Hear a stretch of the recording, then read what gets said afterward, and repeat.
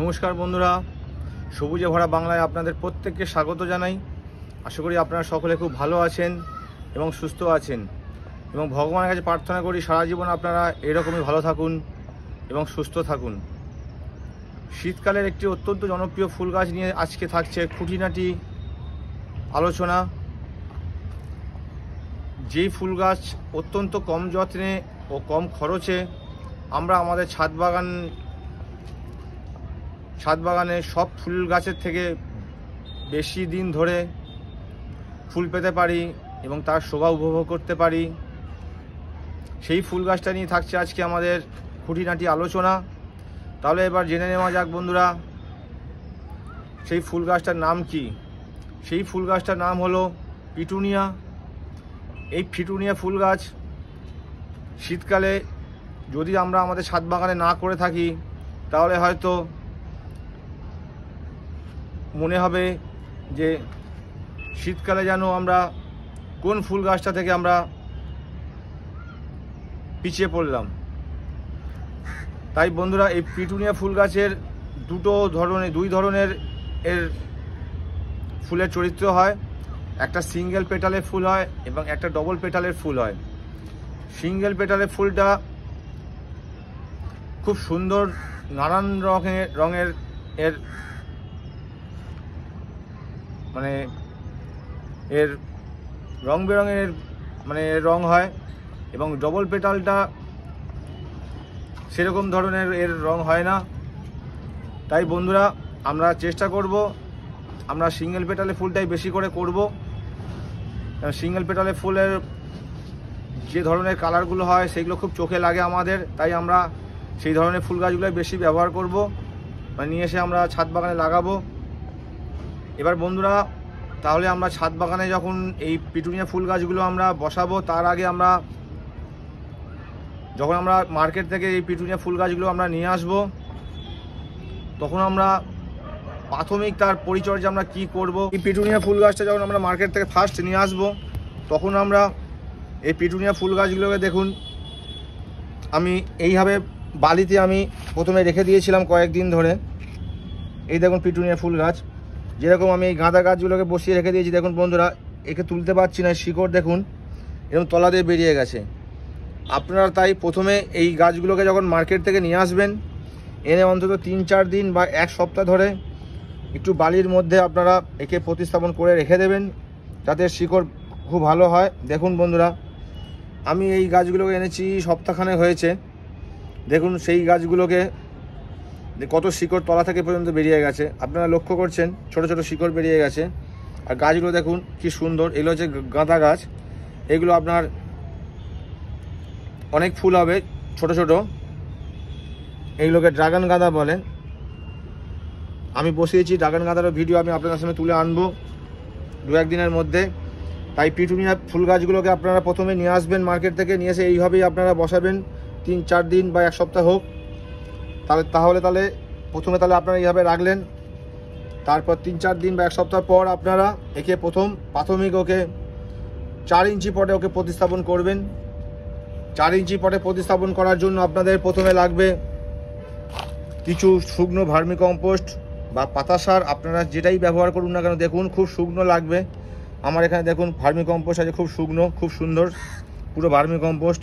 আর এখানে আছে হচ্ছে মাটি। দেখুন বন্ধুরা, শুকনো মাটি, দুটোই আপনাদের শুকনো লাগবে।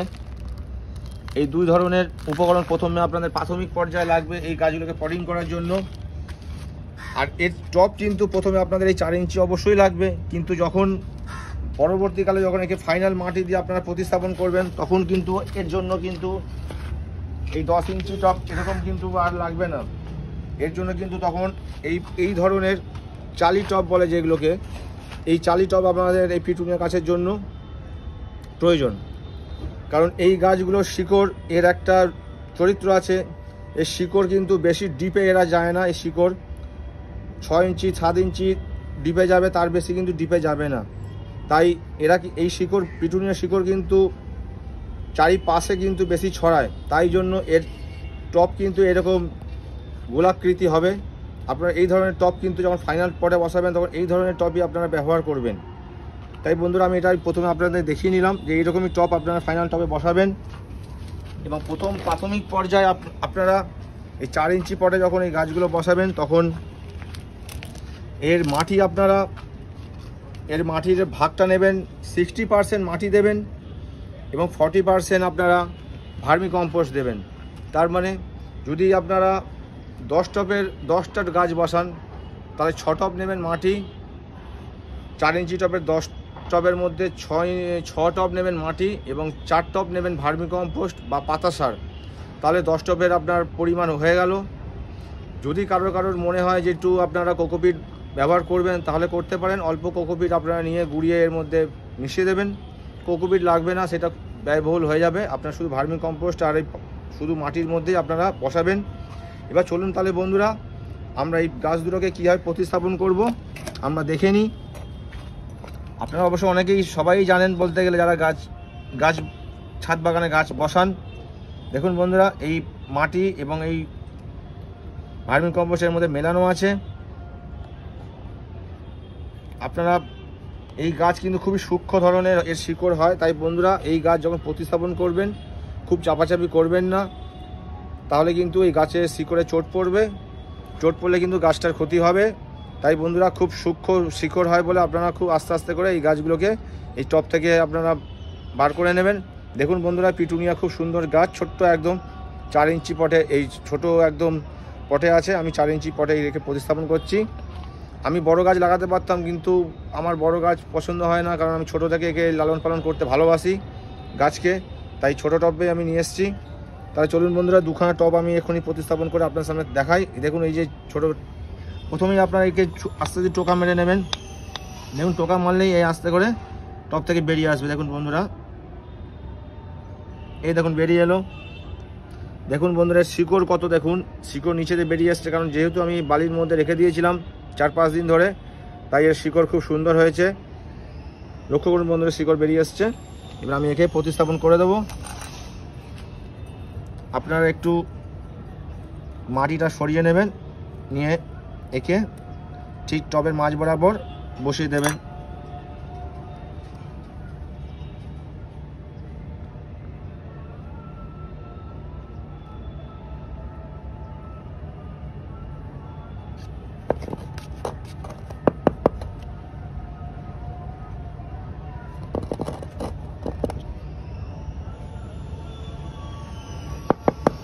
দেখুন বন্ধুরা, একটা বসিয়ে দিলাম। আমি কিন্তু বেশি চাপাচাপি করলাম না, ছোট্ট গাছ, খুব সূক্ষ্ম শিকড়।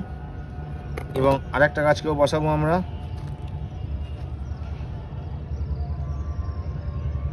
একটু মাঝখানটা একটু জায়গা করে নিলাম।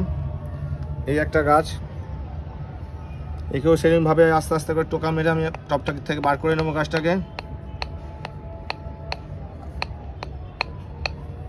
দেখুন বন্ধুরা, দেখুন এটাও বেরিয়ে আসছে। দেখুন বন্ধুরা, এরও খুব সুন্দর শিকড় হয়ে রয়েছে, ভর্তি শিকড়। এই গাছটাকেও আমি বসিয়ে দেবো।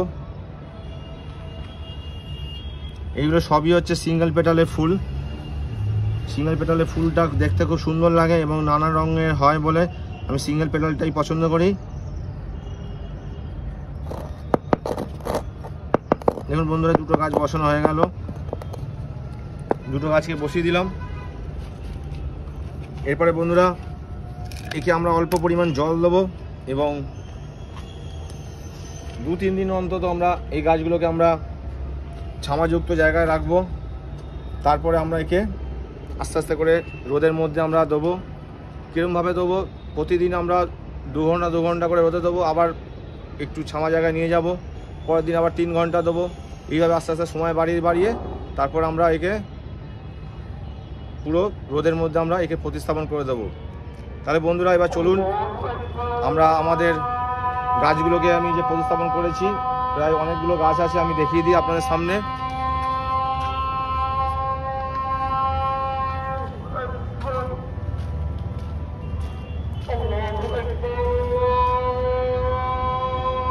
দেখুন বন্ধুরা, এইখান থেকে আমার গাছ শুরু।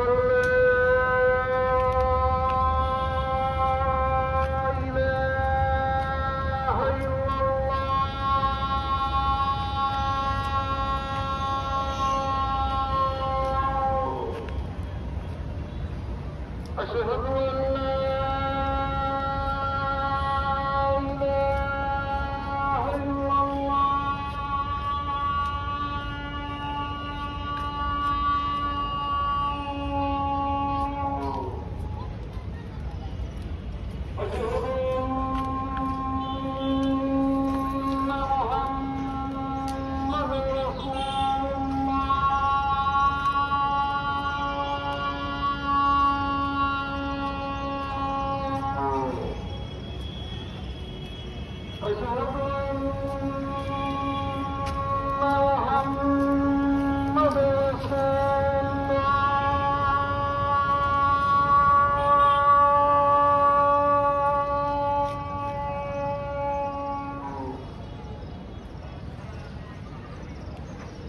বন্ধুরা, সেই মাথা অবধি গাছ রয়েছে।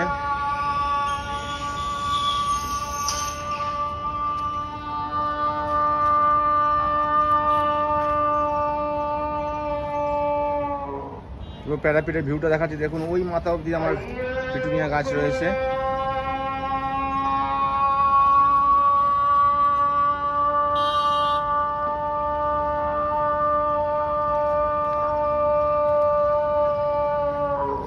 দেখুন কত ছোট ছোট বন্ধুরা, আপনারা খেয়াল করছেন গাছগুলো একদম পুচকে পুচকে।